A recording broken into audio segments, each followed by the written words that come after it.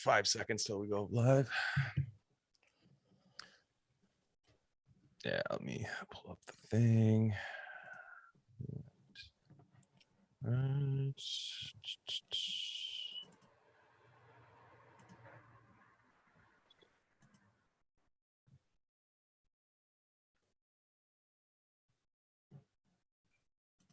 we go.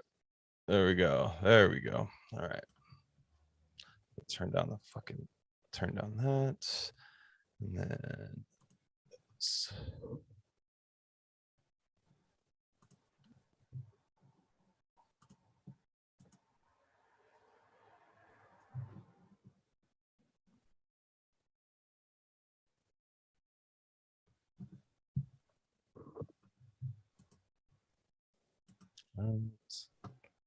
boom.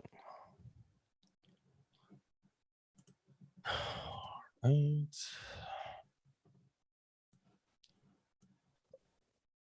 All right, let's do this. Let's do this. Okay, so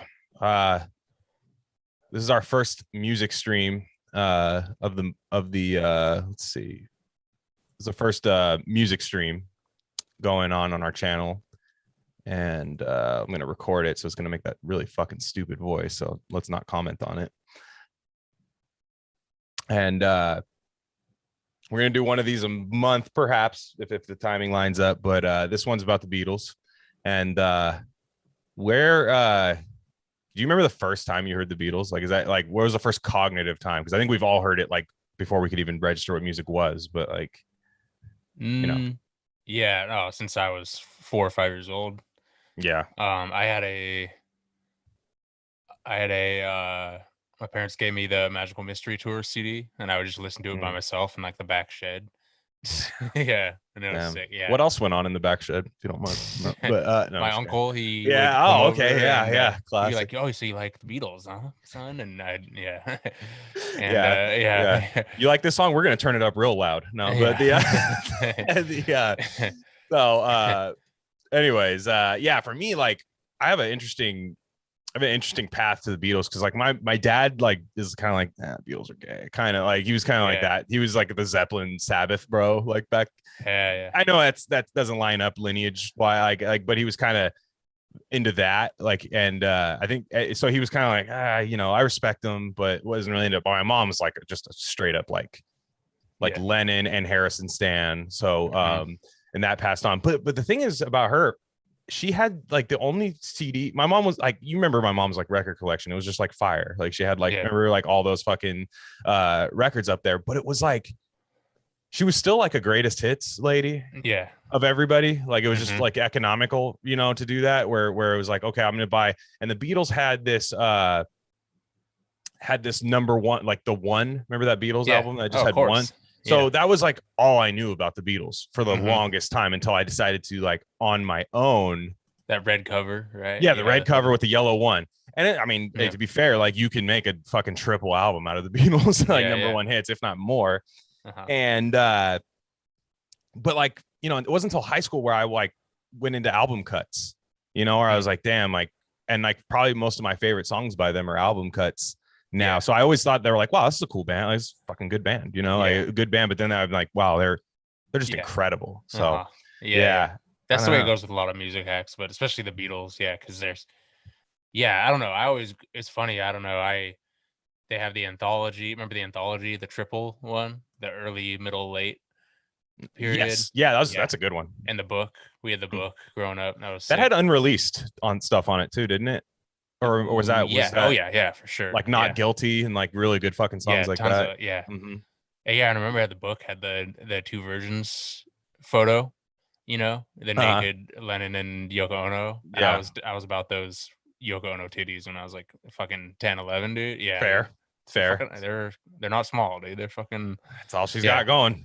That's all she had going. I mean, I just it's like somebody who only hits home runs but hits like 228 batting average, you know. You're just like you know, there's always that. You pencil them in for 40 home runs. She didn't break up the Beatles, those did. I'll say that, dude. Well, save that, because that is something I've studied a lot on lately, is the why they broke up, because it's interesting. But so let's start from the beginning. Like, I'm not going to spend too much time on their early stuff, because I mean, to be fair, it's just they were just like an assembly line of hits was what they were. Like they were playing like, to be fair, like the Beatles don't come from like money and shit. You know what I mean? They weren't like rich kids that like four, British pedophile billionaires were like, let's put our 4 children in a rock band. Yeah, and like we're gonna take over the world and pump messages through them. Like, no, that's not what happened. These guys were like broke ass Liverpool bros. Like like Lennon was just like a piece of shit, like dumb. Like if you hear all the stories about Lennon growing up, he's just a fucking dumbass. Yeah, like just fucking pouring like they would be playing like at the high school band and stuff like that. He would just pour like a gallon of milk on someone's head and be like, yeah, you're just like, and it sucks when that guy becomes famous too. You're just like, he fucking like this fucking, and like, oh, you knew him, what was he like? It's like, well, he fucking poured some milk on my head. It's like, first of all, I really respect his grind, but he so like, Lennon and McCartney, meet up and try to form a little band, and there were like a lot of guys that get interchanged in there. Like you hear about Pete Best. Funny thing about Pete Best, dude, Pete Best is hilarious when you hear like George Martin talk about him and stuff. They're like, he's like, dude, that guy was handsome as fuck, but he sucked. Like, like they're like, dude, we used to have to like literally stand there with like a wooden wedge and bang it as like a metronome next to him, like to like make sure he could keep a beat. And they're like, but he got so much pussy. Like they were just saying that they were like the Beatles didn't have hits yet, so like they were like, we need like when your drummer is the one that's like getting pussy, like that's like it's and like there's a reason he hung around. That dude played in our hometown once when we really when we were growing up. Yeah, I remember it. Yeah, it was weird. Yeah, and then ultimate Chad move is after he left. It's one of my dad's favorite like anecdotes or like trivia moments to like bring up. Is when Pete Best like did his own album and it was called Best of the Beatles. And it was like dropping a Beatles greatest hits album. I never heard that. I never really. Heard that. Oh, sick, dude, it's like it's hilarious. Like a little entendre vibe. Yeah. That's fucking hilarious. Yeah, no, dude, that's like to me, honestly, like the record. Just trying to get that money, dude. He's just trying to get that fucking. I'll show you. It slaps hard, dude. Like, I mean, I bet you it's terrible, but like, it's pretty funny. But so like that's it right there. Like Best of the Beatles. Like that is just. I mean, like he still uses their picture. That's fucking George Harrison, I think. Like as a young guy, like none of those guys are in the band, like in Pete Best's band. So yeah, they have that rocks. Yeah, no, they had a few. They have a few guys. Oh god, Nard's in here. Nard is a John Lennon hater. So we have to understand. No, we have to understand that. No, like it's my man Nard, on Twitter. Great guy. Everybody has flaws. Who does he like? He's a Paul guy. Oh, I know. Yeah, okay. No, it's fine. All right, we'll talk about that. They exist and they're valid. But so anyways, they make their first album. I think it's like, I forget what it's called. All their albums were like with the Beatles, and it was all a preposition, like for like a preposition and then Beatles. It was like on the Beatles to the Beatles. Like that was like all their albums were called that. It was like it was seriously like factory work, but like it was just assembly line. It was just like, okay, guitar, 2 songwriters. They weren't even writing a lot of their songs originally, which I didn't know that. Like I actually thought like Lennon and McCartney were always doing that. And but Isley Brothers, dude, fucking they were doing the hits. Burt fucking Bacharach too. He was Burt Backwoods. And who's the guy? Graham Nash, right? Graham Nash. He was in there. And then remind me later when we talk about George Harrison, All Things Must Pass, all the other artists that were on his album. Just remind me later, because that's Clapton, fucking tip of the iceberg, dude. That conspiracy iceberg, dude. There's guys at the bottom where you're like, what? Yeah, you know what I mean. So, nonetheless, that second album that they had, where they had a lot of it was like covers. You know what I'm talking about? Called like With the Beatles, I think it's called. The one that starts with "It Won't Be Long." That album fucking knocks, dude. Like I had that. That's one of my favorite songs too. To come in. Song. Yeah, come in. It's underrated. No one knows it too. No. And I actually, what song I really like on that album is Lennon doing Mr. Postman. That fucking that cover's really good, dude. Like and that one and Don't Bother Me, I think, is a Harrison song on there. That's a good one. No, it's that one's really good. I know that Meet the Beatles is Cobain's favorite Beatles album. Right. Yeah, he liked the early shit. Yeah, that makes sense. Cobain was very much like punk. Yeah. I mean, he likes the rock shit. I mean, like he's yeah, that makes a lot of sense. He's a huge Beatles fan. Like he was like a number one guy out of like almost cringe, where you're like, damn, dude, like, you know. And so then, you know, they start getting huge, right? And then Ed Sullivan, 1964. That was like, if you know anybody that was around that time, that was like one of the top like pop music moments, was Beatles playing Ed Sullivan. Yeah. And before we go on, what do you think of the because obviously they kind of popularized like Chuck Berry style and stuff like that early, and stuff like that. Remind me later about something. Well, go ahead. Yeah. But like, what do you think of that take where they were simply just kind of ripping off black people back then, like just kind of black artists? Like, obviously, like, there's truth to that, but do you think they knew that?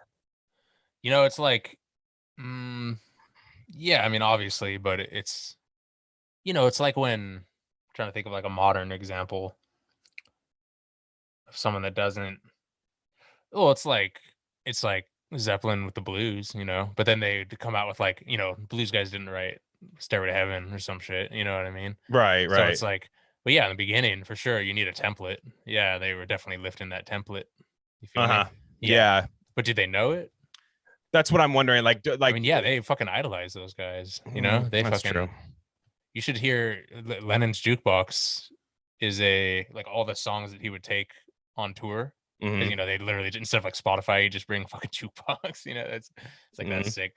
And it's all fucking old soul songs and shit. You know, it's like But there's many such cases. The Stones were the same way. You know, lots of other bands at that time, and that's kind of like what a lot of like the woke take on like the Beatles is like early is that. But like as the Beatles went on, you could clearly tell it was like, well, they're not stealing this from anybody. You know what I mean? Like the later shit, you're just like, well, this is clearly that. That's just such a dumb music take to like we get it, you know, you're like, oh, this is your first time like understanding that. You know what I mean? Like it's just like, hey, did you guys hear about the Pilgrims and the Indians? Dude, if that shit was not what we learned in school, let me tell you that much. And we are on stolen land. And let me tell you.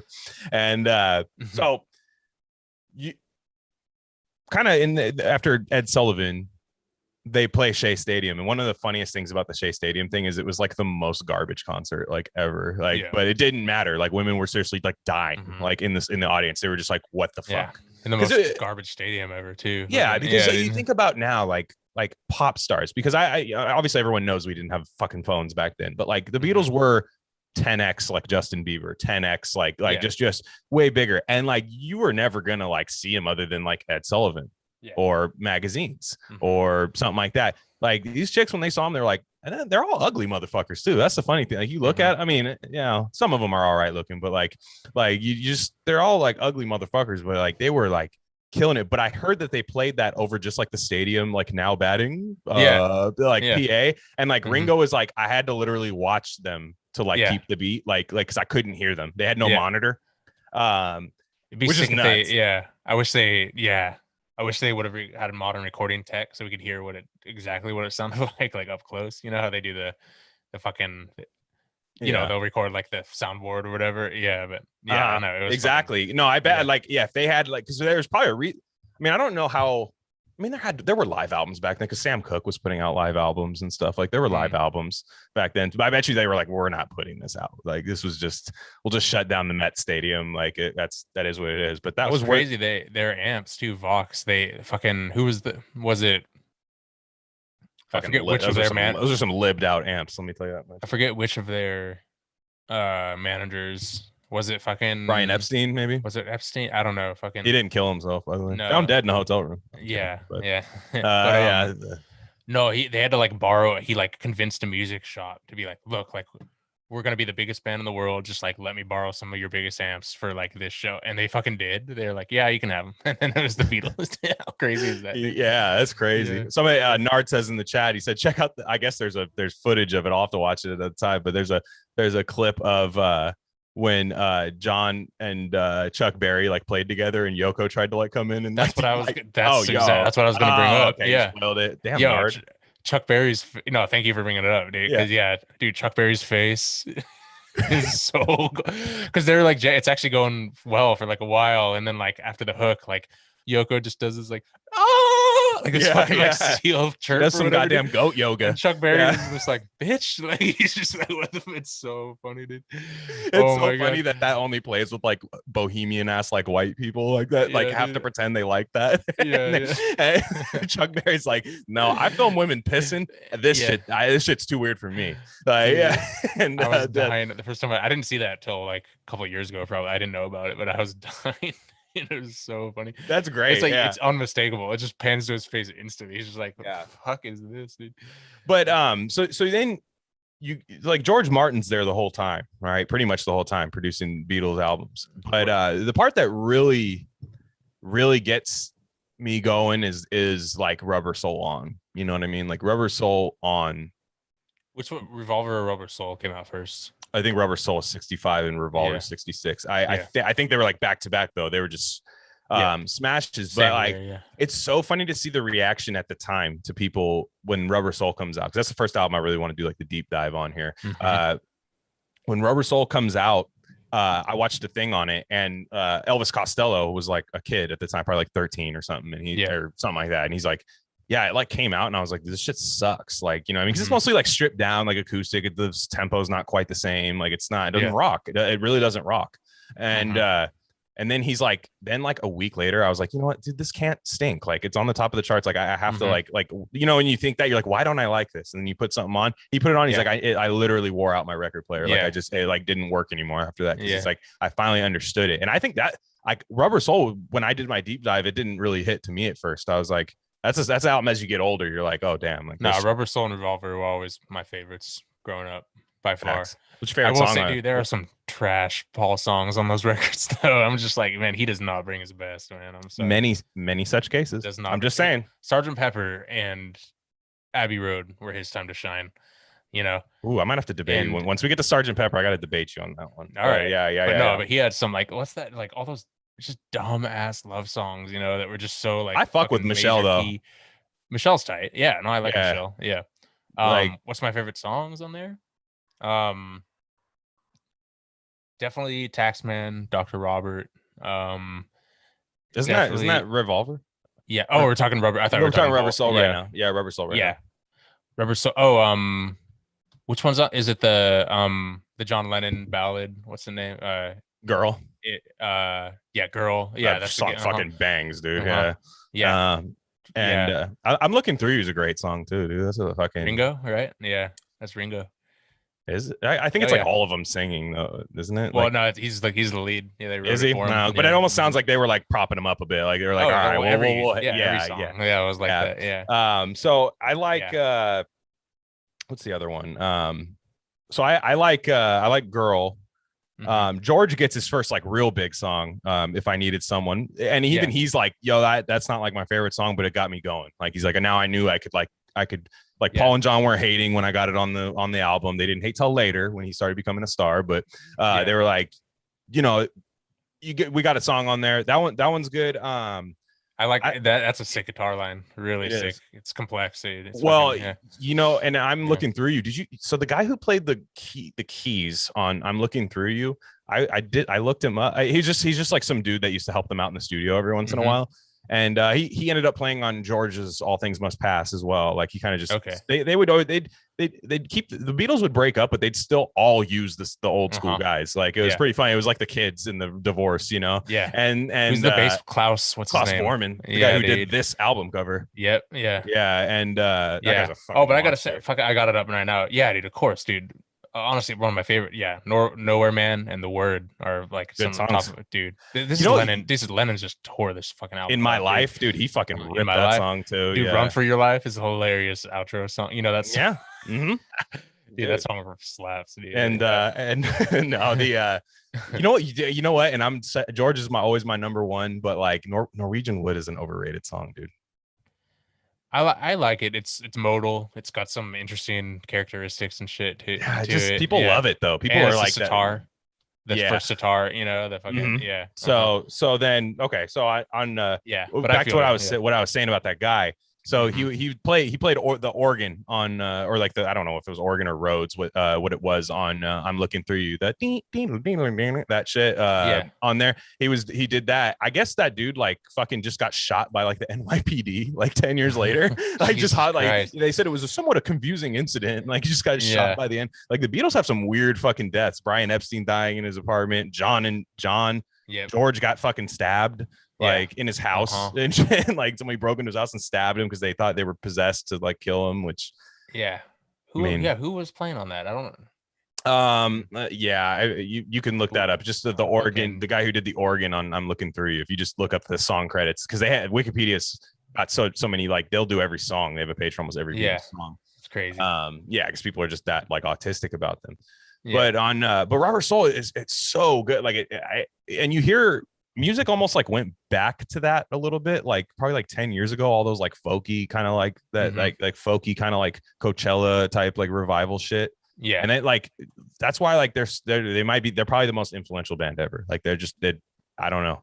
Yeah. I can't say that, but I can't say that they're not, I should say. But so any last thoughts on Rubber Soul? You said your two favorite. What are your two favorites? Just The Word is one of my favorite Beatles songs all time.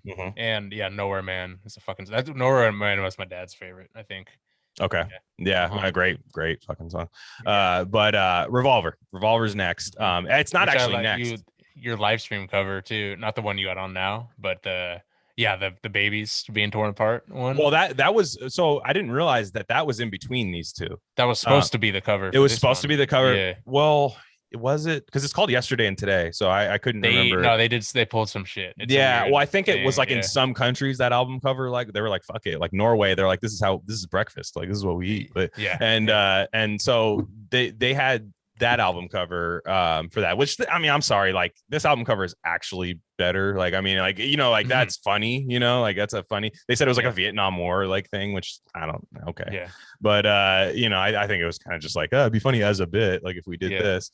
They were like shit posting basically. The Beatles were very much shit posters, like of their time. They're bit like if they were today, like if they were Zoomers, dude, they would be all over TikTok doing like dumb shit. Like, just Polo said some gay shit today, like on TikTok, like. But so on Revolver, this is my favorite. It's my number one. It's funny because the most popular song on Revolver is probably Eleanor Rigby, right? And like, I don't know, it's cool. It's a good song, I guess. I just it's that Paul shit. It's that overrated Paul shit to me. I always like getting too theatrical. Sometimes the most talented musician in the band is like makes the worst songs. That's always like because they do too much. Lennon could just play rock and just kick their ass. You know what I mean? George could just do some like hippie shit with like an acoustic guitar and then like maybe a couple other elements and kick their ass. But so Revolver, like I think that's George Martin's favorite, he said. Because after Revolver, he was like, I didn't really like those songs. Like he's talking about like the White Album and like all these things. Like, he was like, it was cool, know. Oh, by the way, shout out George Martin for what are those, harpsichord or whatever that shit is that he plays on Rubber Soul, like all those little solos that he does on there. Oh yeah, that shit's sick, dude. He's a baller too. He always got a Rolex. He's always got like a Rolex on and like, no, he's a baller. That guy's got to be swimming in fucking money, dude. Doing like, because even when the Beatles didn't have a solid recording contract set up, like before they started really getting paid, he was getting paid. Like he's like, I'm it's like college football, like he was getting paid. But on Revolver, I might be the only person whose favorite song, and it's I don't know if it's favorite Beatles song ever, but definitely firmly top 3 is "I'm Only Sleeping." Is my I might be the only person. I might be the only person. I fucking love that song. It's a great song. Like an out of tune guitar, dude. He's just fucking like playing really sloppy too. And just it's like, to me, you can hear like Oasis being born out of that. You can hear so many bands like coming from that song, which is always what I like. I love when John would get a song or Paul would get a song, but then you'd be like, oh, this is a solo song, and then all of a sudden you'd hear him come in on like the bridge, you know what I mean, with the other guy come in on the bridge. Like I always Like it was nice. Like as you could tell, they were probably starting to get beefing just a little bit, but like it's like fuck it, dude. Like we got to make a good song. But Dude, that's probably my favorite. Compare the Lennon songs to the McCartney songs on this album. It's sad, dude. In the Beatles, Lennon's the GOAT, dude. In the Beatles, like when you're talking about like the 8 years of the Beatles, or and it's you like, know, I think this was what the album like when George and Lennon were doing acid, but Ringo and Paul weren't yet. Paul was late to the acid party. And it's like it shows, man. It fucking shows, dude. Yeah. It's like, oh, you got Tomorrow Never Knows versus Got to Get You Into My Life. I know. I got to get you in my life. That like the thing about that song is like I like his lyrics to it. Like I like it. It doesn't rock hard enough. No. Like you're waiting for that thing to cut. Like, okay, like when he starts doing the Got You Get You in My Life, you're like, okay, when does it rock? You're like, it doesn't. He's trying to rock hard, but the song is just like super. Yep. I don't know, man. That song doesn't work for me. I love let me pull up the track list because I always get my like around this era I always forget like what's actually on each album here, but like I love that. I actually love the George like sitar songs for sure. Like I like Tomorrow Never Knows and stuff. Like a lot of people are mixed on the George sitar stuff. Like a lot of people are like, yeah, I don't know. Like I think it's awesome. Like to be honest, I think it helped. Fucking rocks. I don't think if he does that little retreat at Maharishi or whatever that's called, I don't think if he does that, I don't think he becomes anything after the Beatles personally. Yeah. Like I think that's like they always talk about like John. They said like John Lennon went on that retreat and he was just like meditating and then just writing like insanely gay songs. Like he was just like, yeah, my shit sucked after that. Like this isn't for me. I need to like do heroin and fucking like fuck like artsy chicks like and make like songs about like the Muppets and stuff. But or I don't know. Yeah, like but the track list on here. So Love You Too. That's a good one. So Dr. Robert. She said, dude. That's a banger. That's what I was looking for. That was the one. That's a great one. Yellow Submarine. Okay, sure, but like that was when you're 5 years old, that shit bangs, and which is a thing because Ringo became Thomas the Tank Engine, so like he made music for 5-year-olds. Like it's just is what it is. Yeah. Somebody has to, right? Raffi and Ringo Starr. Those are the two 5-year-old artists. Dude. Yeah. So yeah, I love that album. I can still put that on, like not skip. Even the Paul shit, I'll still listen to it. Like it's fine as much as I'll hate. But let's see, what's after Revolver here? Is it Sgt. Pepper? Is it Sgt. Pepper? Okay, so Sgt. Pepper's funny because like you can tell this is where Paul ruined the Beatles. I'm just gonna say it right now. This is where he ruined the Beatles. Now I don't hate the album. It's definitely not even close to my favorite. But he was like on a plane. I know you probably know the story. He's like on a plane and he's like, yeah, I got this idea. We're just like not going to be us anymore. Like we're going to be fucking these like fruity looking generals and shit. And we're going to do like kind of like a Monty Python ripoff type thing of like of this shit for like the next 2 albums. We're going to do this basically. And all the other guys were like, all right, shit. Okay. Like, yeah, but cool. Yeah. All right. Just lead the way. But then they said recording it the whole time. Like Paul was the only guy doing anything. Yeah. Yeah. Like, Harrison checked out. Checked out. Ringo played chess. He's like, I learned how to play chess. I became like a chess master during like the year it took to record on the drums. Yeah. No, and not only that, but Paul flipped it. He's like, he's such a bitch, dude. Paul's such a he flipped it, man. He's like, yeah, I don't know what George is up to. He's more interested in putting his swimming pool in his house. And it's like, motherfucker, you won't let him record, dude. That's you married a PETA bitch, dude. Like you married, like real talk, you married a PETA bitch. Like that. You want, dude? Every time when people talk about like, oh, McCartney's first wife was perfect. It's like she sounds like the most lib cuck bitch like ever. It's like, oh, like a big time like photographer chick that's like a PETA activist. It's like pussy is sandpaper, dude. Like no way. and that I could like because I mean, okay, real talk. Who had the best ones? Who had the best like George, dude. Known? Thank you. Dude. Yeah. Patty was a little baddie. I'm not gonna lie. And then his second one after was the one he kept for life. She was like a kind of like an Italian Spanish looking chick. Like she was cool. She's a little more hippie and stuff, but she stayed with him forever through his death and everything. But yeah, I think George too. Like John. Like I even seen like Cindy or Cynthia, whatever his first wife's name. I'm like, I don't know. But so sorry. I think this is around the time where Lennon like broke up with his chick, I think, at that time. And have you heard the story of like how she found out? Well, I know that they were literally supposed to get on a train together, all of them, and she like missed the train. They like the doors were closing and she got left behind. Okay, that probably happened too. Yeah. Like that was like that wasn't the end, but that was like the start of the end, you know. Sean's like sorry. It's just he's pretending he's pressing the door open button. Oh my god, I'm trying. Yeah, he's pretending. Dude. Oh my, it was his platform 9 3/4 or something. Yeah, I was yeah. She runs into the wall. Dude. Yeah, she can't get in, runs into the wall. It's not even a train. Yeah. But no, what the story I heard was that like she went away on a trip. She took Julian. Julian's the first son? Yeah. Well, yeah. She took Julian on a trip or something like that. And like she came back and Yoko's just in her kitchen in like a white robe and nothing else. And John's like having a cigarette at the table and he's like, what's up?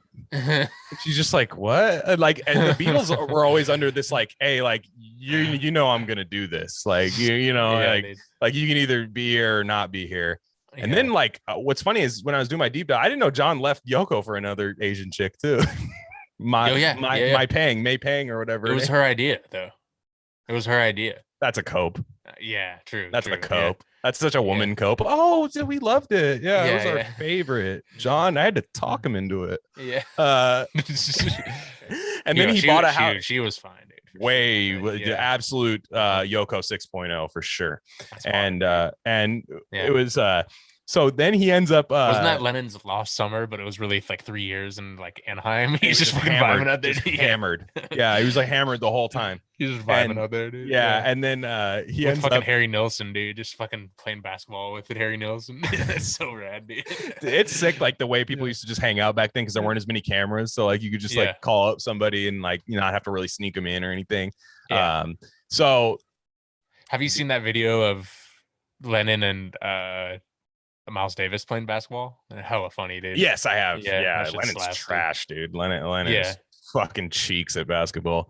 But the other so he bought a house for that May Ping chick and then like dipped out back to Yoko. And then the May Ping's like, well, I guess I have a house. Like that's not the worst. Like I got a house out of this. Yeah. And so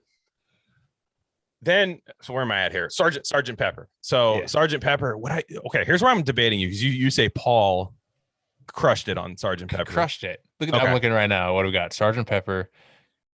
Getting better slaps. Fixing a hole slaps. She's Leaving Home. Great. Fixing a hole is great. When I'm 64 is all-time classic. Okay. All right.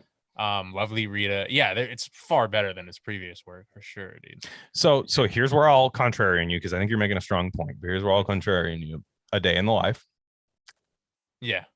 But the thing is like he took what Paul's like he kind of like made fun of the way Paul makes those songs by making that song where he's like, oh, I'm just gonna put a British newspaper in front of my piano and be like, yeah, I read the news. And it was like he's just like bullshitting and they're like, hey, that's sick. Yeah. Like and then he recorded it because John Lennon's one of those classic guys that like makes a song and he's like, this sucks. Yeah. Yeah. And you're like, okay, like it's fucking good. And he's like, nah, I hate it. I'm actually gonna do something else. I want to do some primal screaming with Yoko in like a weird acoustic room with all her her art is so weird. It's like an escape room. She invented escape rooms, I think. That's crazy. No, it's weird. Like her art is just like, here's a ladder coming out of an attic. And they're like, yeah, we know. And and then it's her just screaming, presenting it to everyone. And so no, Day in the Life. I lied. You're probably right. Paul probably won that album. He probably did. Let me look up the track list here. Pepper's track list. But it's dude, you know what's funny is how they say that's like the first concept album, but it's like if nobody told you, would you know that was a concept album? Yeah. It's still the fucking Beatles, dude. Like yeah. Like honestly, the concept album's such a dumb categorization. For sure. Yeah. For sure. So I'll give you that because I think Lucy in the Sky with Diamonds is overrated as fuck. I'll give you that. That's a Lennon banger on there. Yeah, I think you got me here. When I'm 64.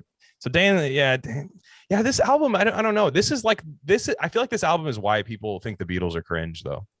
This and Magical Mystery Tour. Magical Mystery Tour is my favorite one though. Is?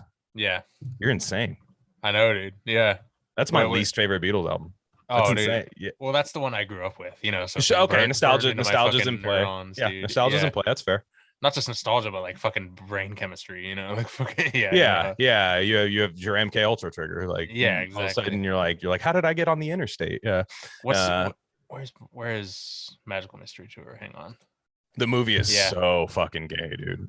The have you seen the movie? Like, it's so it's dumb. bad, dude. Did you hear what happened? Like, it was the worst PR thing. Like, for the Beatles being as popular as they are, they had some of the worst like PR decisions, like like when to drop stuff. They said the color TV in Britain had only been out for like 2 months after they dropped like the Magical Mystery Tour documentary, which is literally predicated on color. Like you see, like watching that movie in black and white is like, what the fuck is this, dude? Like the whole thing is like an acid trip.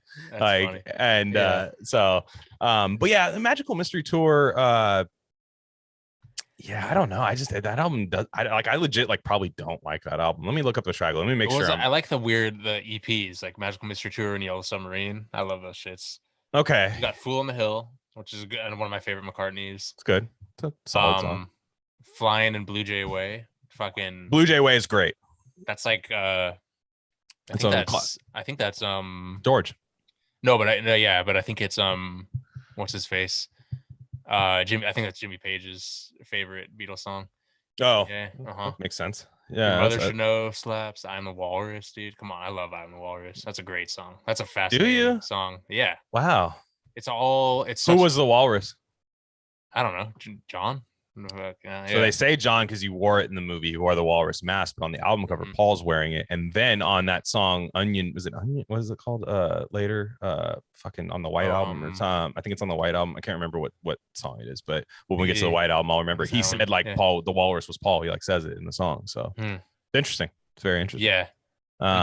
So, but it's it's all major chords, but it sounds like fucking. Like tripped out, you know, so it's weird. It's weird, musically weird for sure. Yeah, well, here's the thing, like so the film soundtrack is better. I'm looking at like the LP film soundtrack is cool, and then side 2 is just like the 67 singles, and those are all like Now for me, it's a reverse nostalgia where those singles are the reason I never got fully into the Beatles as a child, because I'm like, okay, I don't need to hear Penny Lane the fucking 50th time. I don't need to hear All You Need Is Love. Like those are like the libtard Beatles songs. Yeah. You know what I mean? Like even this is true. So, okay, Strawberry Fields is good. Like it's a song I never need to hear again, but I won't say it's a bad song. That's the problem with some of these like ultimate classic songs that for no fault of the artist, I never need to hear them again. It's just because like it's like Getting Better. Like Getting Better is another song. Like it had been 10 years ago, that song was in like fucking Verizon commercials and shit. And you're just like, okay, like it's the guy, can you hear me now? Got to admit it's getting better. Like just shit like that. Yeah. And so like that's the problem. And I think that's why you get the Beatles contrarianism is because of that. Yeah, that's true. Yeah, that's a great point. So that and I hate that too. What I'm doing right now, I actually don't like when people do that. It's just that's why I can't say it's my favorite album, because I mean, I legitimately get bored by songs like Penny Lane and like All You Need Is Love. Like it's just, I don't know. Like those songs are like, those songs just to me just don't sound that good. Like even on the Greatest Hits album, I didn't like those as much. Like so okay, let's go to the next one. So the White Album, right, called The Beatles.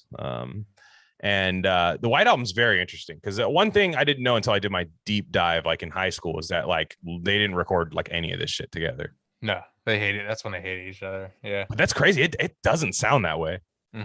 Yeah, I mean, like it's one of those ones where once you find that out, maybe you can pick it apart a little bit and be like, oh, that's I get it. Like, you know, the drums are a little bit better here because Ringo's maybe not there, or the guitar's better because Clapton's here, or the you know, other things like that. But I'll be honest, it's definitely the one I'm least familiar. I've listened to it the least. Really? I know it's everyone's favorite. You got to go back to it because it's really fucking good, dude. Oh like, no, I respect it. Yeah, it's like, like Dear Prudence. Like when you like, okay, this is where this album is where John Lennon mopped the floor with Paul McCartney. Like just fucking like put his face in the sand. Like you got nothing. Like because Paul's doing Blackbird like that. The Come Town version of that song. Blackbird sucking on my dick. I'm gay. Somebody told me stop fucking the birds. Yeah. That's fucking so stupid. Every time I hear that song now, like that song's like you can't hear it any other way. But that's awesome. Yeah. So, but yeah, glass onion. That was the song. Glass onion. Yeah. I was thinking green onion. Those are just delicious. Side note. Green onions. That's Booker T in the MVs. Yes, there you go. Yeah. And yeah, but like back in the USSR, does that do anything for me? No, not really. That's an okay song. Dear Prudence is a fucking absolute banger, in my opinion. The Happiness is a Warm Gun. Great song. Great song. While My Guitar Gently Weeps. Come on, don't even need to speak on that. That's just I mean, that's probably George's maybe most popular song, I would say. And then okay, here's an underrated McCartney song and nobody talks about it. Martha, My Dear. Yeah. I love that song because it's like the thing I always hated about Paul McCartney was he got too like theatrical with this shit. Like where it's like, okay, dude, like this isn't for a play. Like, what are we doing? Like this isn't but that song is where he like found that perfect middle ground between like rocking and like, you know, I like when he hits that upper register. Paul was really good at that, like singing in the upper register. Not quite falsetto, but I'm sorry. Rewind back to Revolver. I forgot to say my other favorite song off Revolver, Here, There, Everywhere. For some reason, I thought that was on another album. I fucking love that song, dude, with McCartney. Here, There, and Everywhere. I want to everywhere. That song. Yeah. That's just Revolver. I missed that one. I gotta make sure that one was in there. Yeah. That's because the upper register. So I had to rewind back to Revolver there just to do that. But you know, Blackbird, that's okay. Like whatever. Then Piggies slaps, dude. I fucking it's love good. Piggies, dude. It's very good. Mother Nature's Son's all right too. I like that with McCartney. I guess Sexy Sadie, I didn't realize that was about like the Maharishi like stuff about that full. That's like a great song. Pulling Bitches. Yeah, great song. Helter Skelter is good. That's a good song. I mean it's good. And you could tell like McCartney was probably better at the instrument than anybody else in the band that they were at their instrument. Yeah. Because you could just be like, damn, Paul was just doing all this shit on his own. Revolution bangs. I mean, that's another one where it's like, that song probably gets overplayed way too much, but when you actually listen to like, if you hadn't heard it in a while, you're like, fuck, this song's still fucking good, dude. Like, and it's really good. Long is a good George song, and this is where George is becoming real popular. And then you start out of nowhere when you're in a band with somebody for 7 years. This is why Paul is a fucking beta. All of a sudden, George starts getting notoriety for having these songs on Beatles albums, right? Then he becomes the shitty guitar player. Now, he is probably a shitty guitar player. I mean, like just a regular guitar player. If you're asking a guitar god, if like he's not up there. But like it's kind of whack. Like it's like when your girlfriend breaks up with you, and it's like, oh, he has a tiny ass dick, and you're like, yeah, but you were with him for 5 years. So I mean, like so you took small dick for 5 years. You know, like I doubt it. You know, and that's always what that was to me. Like George started getting hated on. This is where Yoko which is funny because he was getting good guitar.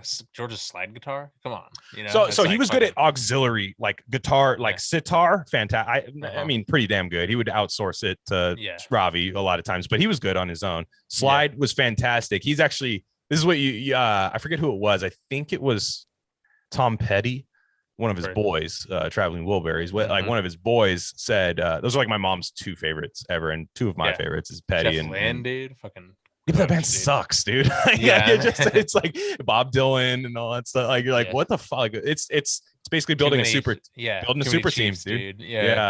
Well, that's where the Beatles were headed. Like that's why the Beatles the Beatles were never endemic, dude. Like that was never gonna last forever. So we'll get into the breakup in a second, but so this is around the time where George starts kind of thinking, hey, I got like 80 songs, dude. Like I have hella fucking songs, man. And they're just like, good for you.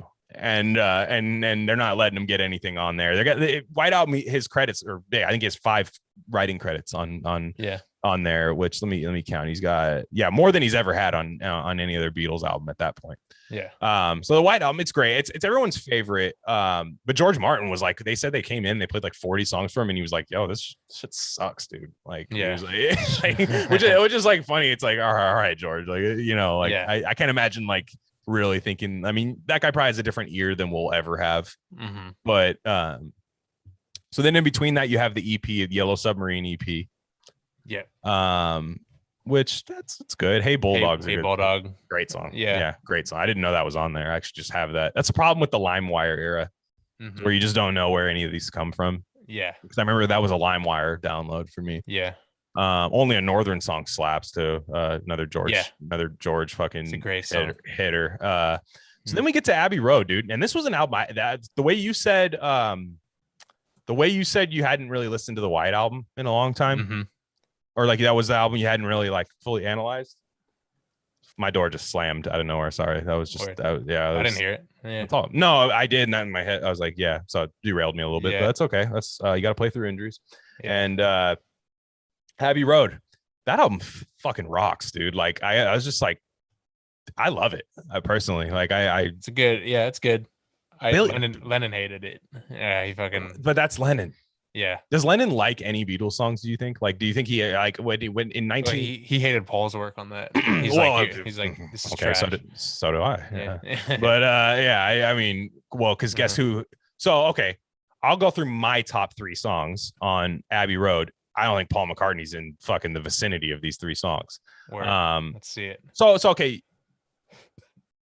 You have Come Together. I'm not a huge Come Together guy. That's the first song. You love Come Together, correct? Yeah, I do. Yeah. Okay. And that's like classic, like bluesy, like Lennon, like getting back to his roots. Not my favorite, but that's another classic, like AT&T commercial song that maybe might have short circuited my brain a little bit. Yeah. But you got Something, which is widely considered maybe the greatest love song ever written by George Harrison. And do you think that triggered Paul McCartney at all? Yeah. Literally what Paul always tries to do is what George did perfectly. Just come out the cut, dude. Like Maxwell Silverhammer and Oh Darling are pretty fucking good songs. I'm not gonna lie. Yeah, they bang. Okay. John's hating a little bit there. But I Want You fucking knocks, dude. But this is where you're getting Billy Preston though. Billy Preston comes in and Billy Preston allowed the Beatles to make 2 more albums because I think they were done. Yeah. I think they were done. He shot some life into them. Yeah, he was like. They said that they all like used him as like a conduit when they were making that album. Where like if he was out of the room, they were like, "Fuck you." But then like you ever do that when like you're with your friend group and you're beefing with one of your friends, but the other friend doesn't really know, and you guys are kind of being cordial. You guys are being cordial with each other after they leave. You know what I mean? Exactly. And that's what ended up happening with Billy Preston but like Preston's a monster on the fucking keys, dude. Like he's just so good. Like I Want You is one of those things. Underrated song. I think Ringo's best song ever, Octopus's Garden. That shit knocks, dude. That's a banger. I love that song. And then dude, Here Comes the Sun. That's another one I just can't get tired of. I'm just such a George fan. Like it's George, the way he talks about him and Eric Clapton, Ultimate Alpha. Him and Eric Clapton, I don't even think he got cucked yet at this point, but maybe it might have actually, but like didn't matter. It was free love, the 60s. Yeah. But what's his name? They're both playing ukuleles in the garden, just walking around, just as guys do, guys being dudes. Yeah. And like he starts playing just that ding, ding, ding, ding, and he starts doing that, and Clapton's like, dude, that's incredible. Like do something with that. And he's just like, oh, I'm just fucking around, dude. And then like Eric, like it was like such like a dumb bro moment. They're like, dude, it's literally the first day of spring. And he's like, sun's out, man. And he's like, oh, terrible winter. You're right, dude. And he's like, well, those are the lyrics. And then and then like that song comes out, and probably Ringo's best drumming, I would say, is Here Comes the Sun. Yeah, dude. I like it a lot. Yeah. Well, because he was notoriously bad at fills, is what like every producer always said. But his rolls and fills are good in that song. I mean, who knows how long it took to get there? And they didn't play live. I forgot to mention, Beatles stopped playing live in like 1965. Exactly. Like they don't like it. We never saw like Rubber Soul or really. I guess Rubber Soul they did, but like Revolver, none of these were played really live except for maybe a few just quick, maybe that rooftop performance or something. Exactly. They're all studio blaps, dude. They're So but yeah, then like the couple Lennon songs on Abbey Road that stink, and he had 2 back-to-back ones. I don't know if they stink. Maybe I'm being a little harsh here, but like Sun King is great. That's Lennon, McCartney, and Harrison.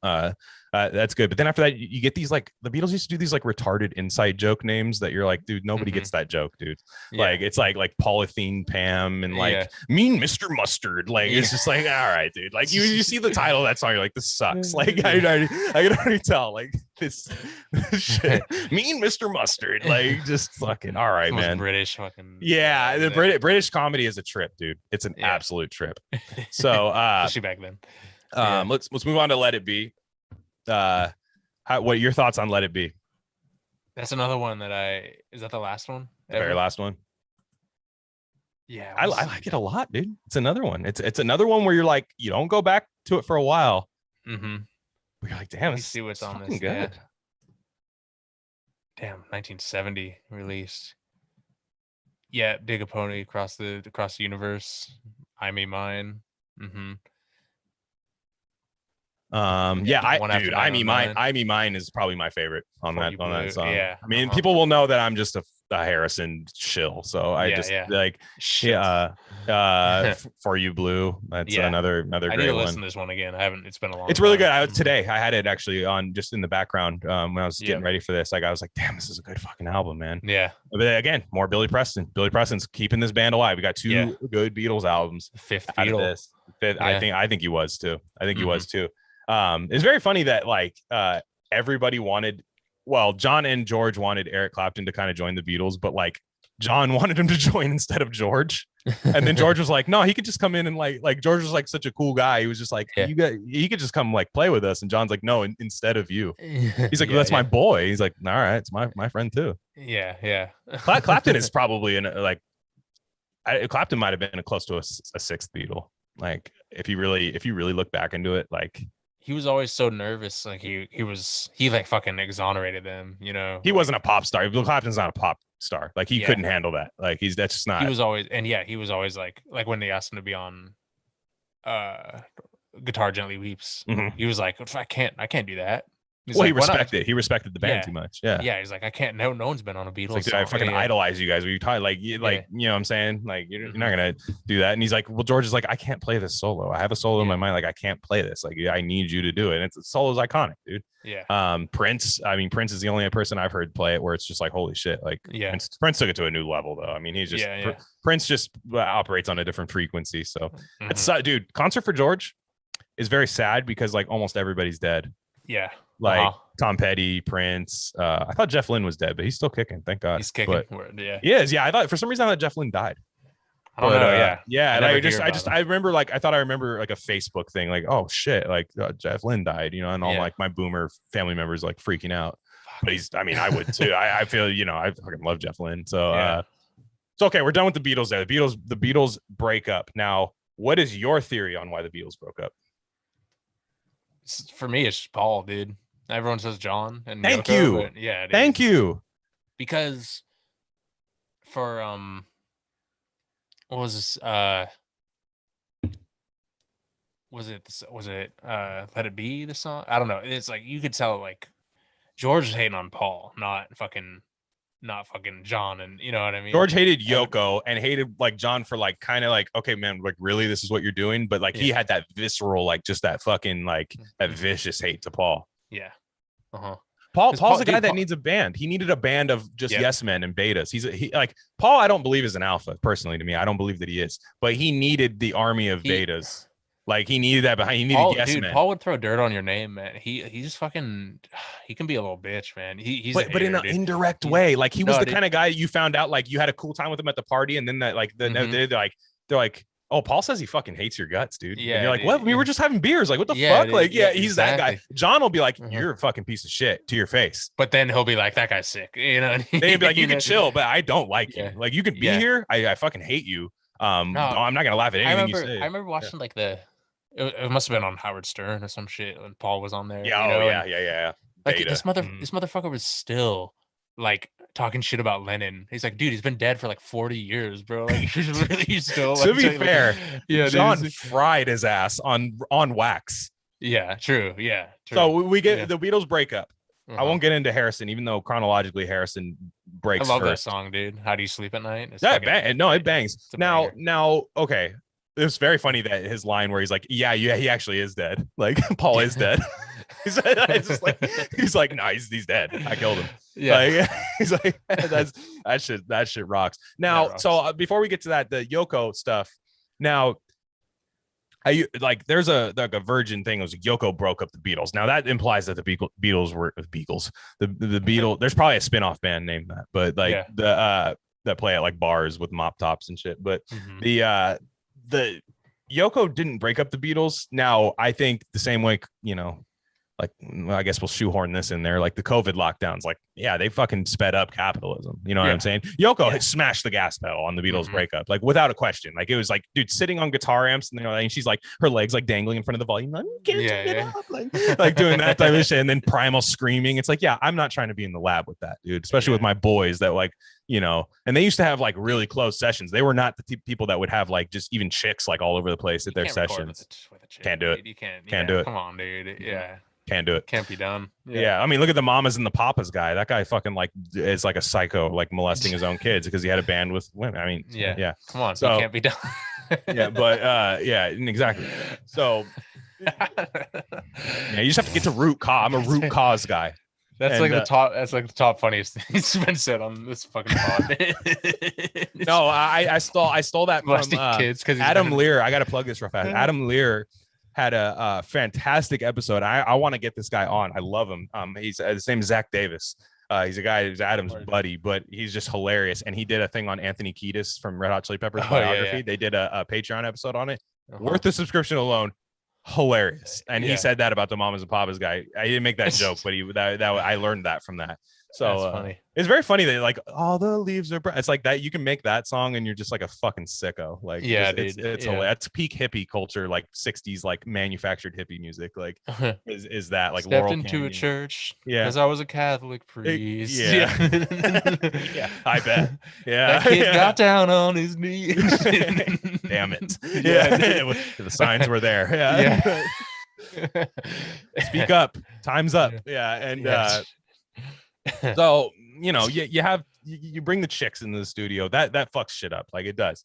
And then like, and not even that, he like wanted Yoko to have like artistic input, which beta, dude. And like John had the John is very funny when you hear people talk about John Lennon. They say John Lennon was like very impressionable. Like whoever he was dating at the time, he like, you know how chicks do this a lot, where like whoever they're dating, that's their politics, that's their musical taste, like the shit that they like, and then they become a hodgepodge of that like as they get older.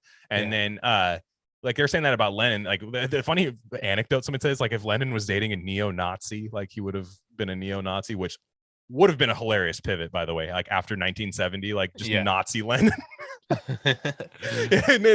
and he's like well, you see the picture. I mean, he just turned hard beta. Like let me tell you, Paul, let me tell you about the skull size. They have different skull sizes, Paul. You know the picture of him like cradling Yoko, it's like it's literally like Yoko looks like a dude leaning back, and John is like in a fetal position next to her naked. You've seen that pic, right? We need the Alpha Rivellino lines on that picture.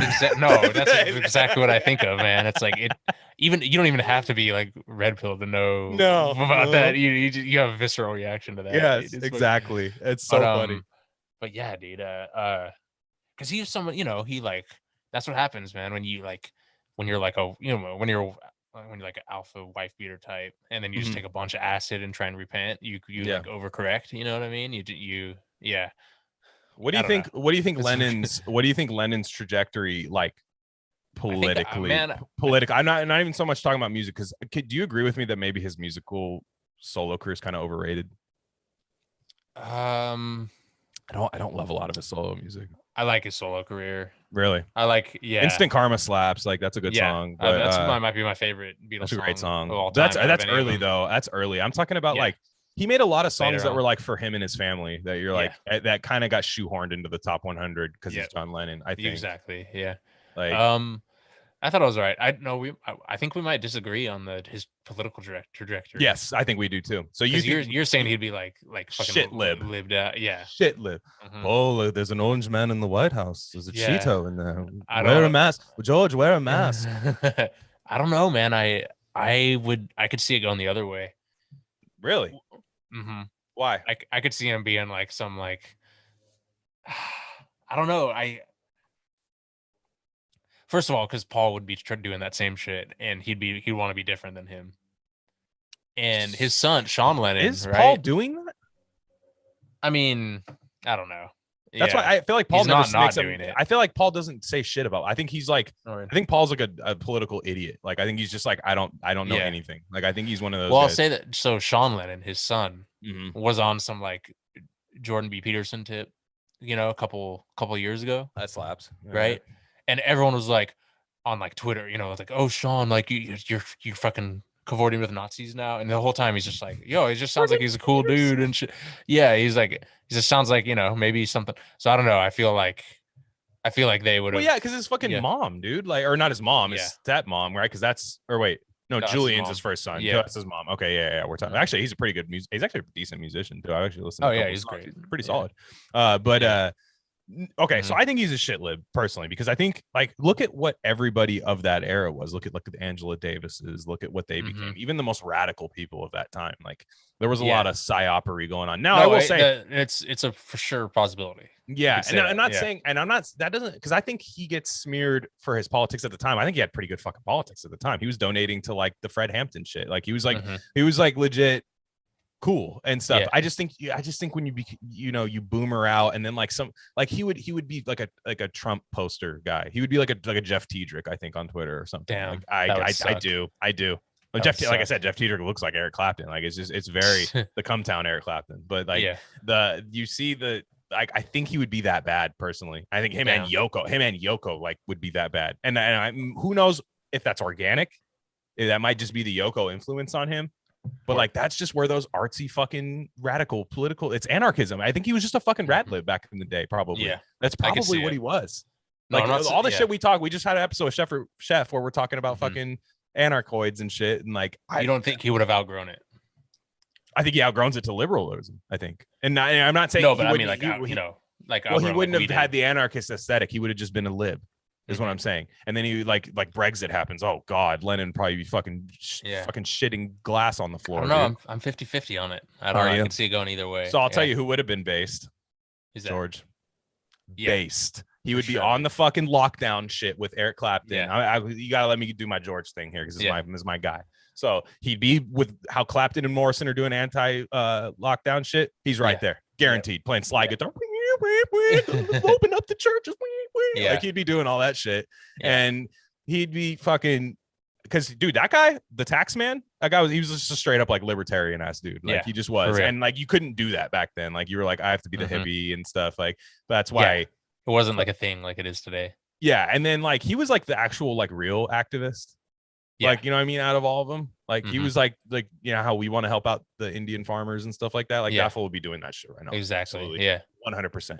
Yeah. Like, but he would probably say some dumb shit that would get him canceled. Exactly. Yeah. He'd be the guy where you'd get canceled and you'd be like, he's that guy must stink. And then you'd look him up and you're like, what the fuck is, why is everyone so mad? Like exactly. You'd be looking at that. So, and what I love about George is, so I grew up on two things. I grew up on George Harrison and I grew up on Monty Python. Yeah. Now my mom was just like, and I love them. I still love Monty Python to this fucking day. It's where I get a lot of my inspiration from and stuff. But and Harrison funded Life of Brian, which is one of the classic comedies of all time. That's right, he did. Absolutely, he funded it. That movie was privately funded. It was not a or like crowdfund. It was like GoFundMe before GoFundMe, because like no studio would have it because it's Jesus. You're just basically lampooning Jesus, and it's absolute classic comedic gold. Not Monty Python's not for everybody, but it's definitely for me. And it's probably some of the British humor that's like you get a lot of like Eric Andre. If you watch like Eric Andre now, you see like Monty Python. You see like the same way if you heard Oasis, you'd hear the Beatles. Like so, I just love Harrison because he loved comedy. He was probably the funniest out of all the Beatles. Like, but he would pick his spots. He wasn't the most social, right? He was kind of introverted. He was the driest. Yeah. He had the dry humor, and so All Things Must Pass. I have to say, it's my even I say Revolver is my favorite Beatles album of all time. My favorite anything that involves the Beatles album over any Beatles album. I love All Things Must Pass. That album has a special meaning. It's a masterpiece. I don't even think there's a bad song on there personally. No, but Forgive Me, Lord. It's like one of my top. Hear Me, Lord. Yeah, Hear Me, Lord. Yeah, but that's the lyric. But yeah, that's Hear Me, right. Lord. Yeah. That song bangs. The title track, the album title track, is incredible. That's a song he tried to get on, I believe it was Let It Be. But here's the thing about that. Now, there's one narrative about Harrison in All Things Must Pass where everybody's like, these are all the songs the Beatles wouldn't let on the album. I don't think they fit on the Beatles albums personally. Yeah. I don't think they do. And I'm glad they didn't make the Beatles album, because right after that, he was ready to go. And he had his own thing where him and fucking weirdo Phil Spector, they get all that shit done. And so artists that were on that album, dude, Robin Trower playing guitar. Robin Trower. Absolutely. If you don't know about Robin Trower, dude, absolute monster. There's a good dope YouTube channel that does a good thing on him. It's called, and I got to give a shout out to, first off, because I didn't even fucking do it. The Beatles guy that I like, Hobbs or whatever his name is, Holly Hobbs. Gotta give a shout out to him. But then the other one is called Forgotten Fretmasters. Robin Trower. They have a fantastic bio on him. And stuff's good YouTube channel. Kind of like Normie, but like still does the deep dives, but can like kind of, show you the good stuff. But Robin Trower's on there. Almost, I think all the drummer from Yes was playing. He had a lot of drummers on that album. A lot of drummers. The drummer from Yes is also the Instant Karma guy. Oh, interesting. Yeah. So again, another guy that they all like. He was like, "Yeah, I fuck with both of you guys." Yeah. So he's on there. Klaus Vormann, another classic Beatles mainstay. That guy probably just lived at the lab with those guys. Klaus Vormann played on like every Lennon album, and then also here's another classic trivia. Did not make the album. Phil Collins. Oh, Phil Collins played bongos on that album, but and then he was like, he picked up the thing at the studio and he's like, fuck. He like picked it up at he's a 19-year-old balding man with long hair in the back, and he's just like looking and he's like, shit. Phil Collins slept on drummer, by the way. Yeah. I'm not the biggest fan of Phil Collins, but when you're talking about Genesis playing drums, beast. Absolute beast. Yeah, Phil Spector ruined that album sonically though. Yeah, it's mixed horribly. And you know what's funny is he said was the song he said every song sounded bad mixed wise except for Apple Scruffs, which is one of my favorite songs ever. It's an amazing song. And I'm like, yeah, you're right. Bob Dylan on harmonica. Yep, that's right. Yeah. Also, another great cover on that album is "If Not For You," a Bob Dylan song. Washed Bob Dylan on his own shit. That's a great song. With the Hawaiian slide guitar, right? The steel guitar. Yeah, that song. Sort of country behind that locked door is another absolute. So there's rumors that the band, Bob Dylan's The Band, played that song. There's rumors. Nobody can prove it. There's rumors that, and it makes a lot of sense, honestly, if that is the case. And that's another absolute iconic song. The song George hated the most was Wah Wah, and that's a fucking banger. Like with Clapton, that's just all Clapton. Believe the opening track is I'd Have You Anytime, which is another great Clapton guitar song. That's all Clapton, just jamming on there. Also the tribute to his dog, I Remember Jeep. Yes, good one. Good Jeep. one. His dog's name was Jeep. Ballad of Sir Frankie Crisp is the one. That's about the guy who just used to own his house. That's the Paul influence there. That's the like, I gotta make this fake song about this guy I don't know. That's the Paul's like, I gotta go look at these tombstones in this fucking shitty house I bought, like, and make Eleanor Rigby, like, and so like that's just that like Beatles humor that like I don't think translates very well, but like they make a good enough song to where you're just like, I don't care. On that album too, my favorite song is called I Live For You on that album. And that's just a special song to me. That's another classic slide guitar, Harrison slide guitar. That's just a special one to me.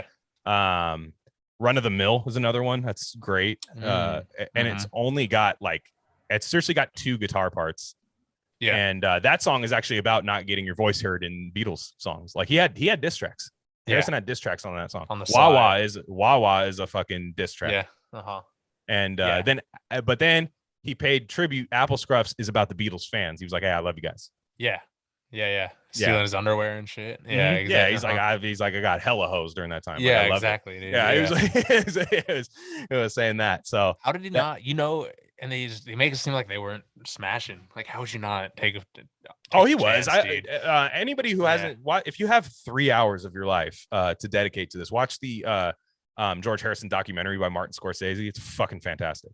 Yeah, dude. And his wife, the one that he was with for a long time, was just like, he was doing his own thing for most of the time. Like he was just getting like insane amounts of pussy. Like just like he was just like, what are you gonna do? I didn't want to tell Danny Harrison that his dad was fucking going off. Like, and what's that line he's got about Phil Spector though? He's like, yeah, Phil Spector could only record after he was like 7 Appletinis deep or some shit. I was like, dude, that's after he got pegged by a girl with a pistol to his head. He's just like fucking weirdo, dude. I another guy, like you said, on that album, you're just like, why is this guy that good? Like, like I don't know. How did he get that job? I mean, like the John albums sound great. Why is George? Do you think George maybe like fucked that up a little bit? I don't know. Yeah, like because you're right. But the John albums actually sound like albums. Like just when you're talking about production value, like the actual sound of it, they sound like they came out 20 years later. Like just they're full, like real full songs. Like he tried to take them the Paul direction instead of the John direction. Or did he strip it down? Maybe almost like strip. No, the opposite. He was too orchestral and atmospheric. Okay. For George, in my opinion. Yeah. Okay. Yeah, but I mean, to me, that's my favorite. That's honestly probably my favorite album of all time. Like just for me personally, I can fucking great album. It's one of those albums where the way you can find your favorite album of all time, because I'm very much like, it depends on when you ask me what my favorite is. Something you know, like next week I'll have a different answer of what my favorite rap song is or what my favorite thing. But my favorite album, I've gone back to it like 7 different times and been like, this is my favorite. Like it just is my favorite. It doesn't. Nothing sounds worse. Album, dude. Banger ass triple album. Fuck, you got me on that. Hear Me, Lord. That's such a fucking banger. Beware of Darkness is another absolute iconic song. Like you know what's good about that album too is they have the stripped down versions of them on there, and those are like equally as good. Where he's just like just him jamming, you know. And it's funny because he as a guitarist, like he's not that good. Like he's not like I can play soulful. George's songs. I can play it, but it's weird when you. Okay, so like as a guitar player, let me ask you this. Yeah. You could probably play any song on that album like after hearing it for like 5-10 minutes, right? You could probably just be like, I got the gist of this, right? So you could for the most part, at least the core parts of it. But could you think of any of those? Yeah. And that's where I find out. That's who I find out.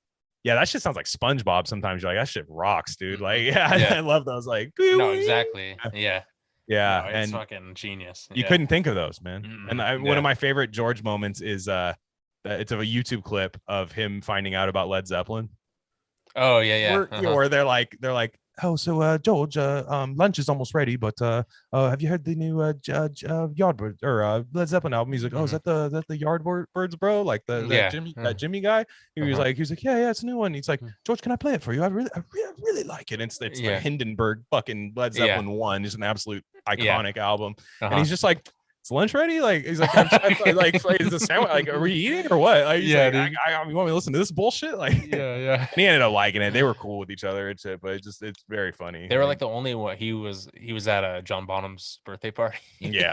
Just a cool guy together. Yeah, George is easily the guy like where like he probably wasn't the most accessible guy, but he's probably your best friend if you met him. And the Rain song, that was a tribute to George too. Yeah. The tribute while you're still alive is is such a Chad. Yeah. Like, cause and Blue Jay Way was Jimmy's favorite. He was shitting on. He was like, honestly, he's like, I don't like the Beatles except for that song. Yeah. Well, Jimmy Page is like he's like, I don't think Jimmy Page like valued 60s like music the way I do. You know, I think he was just like, it was in a bad place, like 50s blues, and then like the 70s. You know, he was that type of guy. Now, what I found great about Harrison is he actually was orchestrated the only other time the Beatles got back together after John was the song All These Years Ago. Good song about John Lennon. You know what's really funny though is that song I don't know if you've heard it. It's like all those years ago. It's kind of a country, got like a little country vibe to it. Yeah, it's a really good song. Came out like literally right after Lennon died. Yeah. So early 80s and 80s Harrison slaps, dude. I don't get it. Like my mind's set on you. Like, that song's fucking bang, dude. Yeah. And what's the other one? Blow Away, another classic. But so he was talking about that song, and he had a song written, and then like John died, but the song was originally about Ringo. Because Ringo kept the band together, and he's like, hey Ringo, do you mind if I like change the song like about somebody else? It's like like imagine Ringo's like, yeah, my boy just died, but like can you still make the song? Can I still get a song? Like, like, he's like, yeah, no, we'll work on one for you. Like, he's like, yeah, no, later. Ringo was the guy, dude. Ringo was like, you needed that one guy. Like, Ringo left the band because he was like, this is gay, dude. I don't want to fucking like do this Sgt. Pepper bullshit. Like, and then they all used to hate on him. They used to say Paul was a better drummer than him, but Paul couldn't do both live. So like, Paul would always try to replace him and stuff. And after a while, like they wrote him a letter. They're like, dude, come back. Like, we can't even fucking record a damn song without you. And probably had nothing to do with the drums. Yeah, exactly. He was the alpha, dude. He was the alpha of that shit. He was like how they say bottoming from the top or topping from the bottom type thing for gay guys. Like, that's what he would do for the Beatles. He was like, I'm not the alpha, but I am. Yeah, you know, like I am. You know, I tell the chicks I am. They know I am. It's an unspoken thing. And dude, Thomas the Tank Engine, dude. You want to talk about, like, he might be the richest Beatle. That's crazy. Yeah. If he's really getting paid for the Thomas the Tank Engine shit the way he should be, because bro, I was all in on Thomas the Tank Engine when I was like all in, like, and I had the magnetic set, like I was all in on that. You know, he gets a slice, dude. He's I mean, he was the voice. Yeah. He was Thomas. Yeah. Like, it's just like, dude, yeah, I would hope so. If somebody else is making too much money off that, I don't want to hear it. Like, but yeah, man, shit. That's wild. That's it. I think that's a good one to end on. But I had to get my George Love. That's been a theme on this podcast. Dude. We bring him up from time to time. He really is, man. So, you know what's funny though is Rolling. Do you remember? We were young when this came out. I want to say, but my parents used to subscribe to Rolling Stone magazine, so I used to always read it. Yeah. I think we were probably like 13, 14 when this came out. But like, do you remember that top 100 guitar list that the guitarist? Oh, they always do that. Yeah. It was so bad. Yeah. They had George at number 21 of all time. Yeah. And Kurt Cobain was 12. Yeah. And I love Kurt Cobain. Yeah. Not a great guitar player. Like, he's just a run of the mill guitar player. He was very much like a John Lennon, where he was like, my lyrics and my ear for music don't do my speaking. But if you ask me to just play guitar, this is not gonna slap. Like, exactly. And then like it's like it goes like Cobain and then it goes like Stevie Ray Vaughan. You're like, all right, like, like, no gap in between the two. I know. I know, those lists are always trash. I know. Fucking, it's like, dude, you're talking about raw guitar playing. The Beatles are not in there. Nobody's in there. Like, but definitely not. I will say we trash Paul a lot. My buddy said he saw him a few years ago. He said he's one of the best live shows he's ever seen. Like, Paul live. I gotta give Paul props. He's become incredible in his older age. He can shred on guitar now too. He can shred.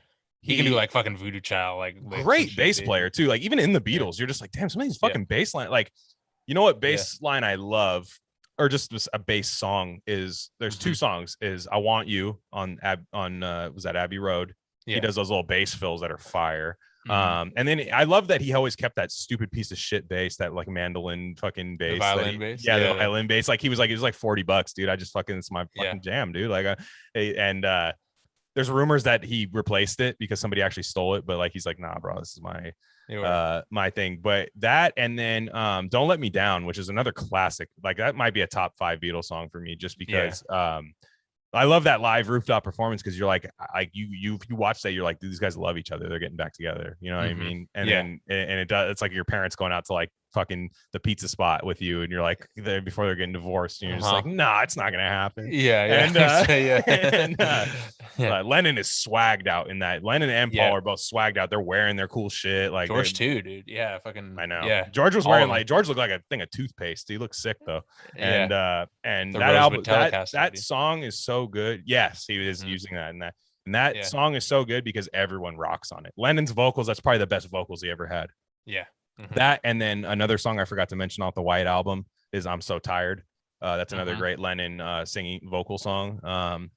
And that's like literally like, how does that, like, did that birth Radiohead? If you hear that song, it's like, that's like Radiohead.